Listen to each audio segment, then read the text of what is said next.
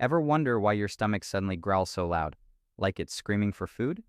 Here's what's actually happening. Your stomach and intestines are constantly moving, squeezing and pushing stuff around in a process called peristalsis, even when you're not eating.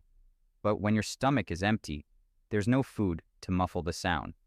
So all that movement, it echoes loudly. And it's not just your stomach. Your intestines join in too, pushing air and fluids like a weird internal washing machine.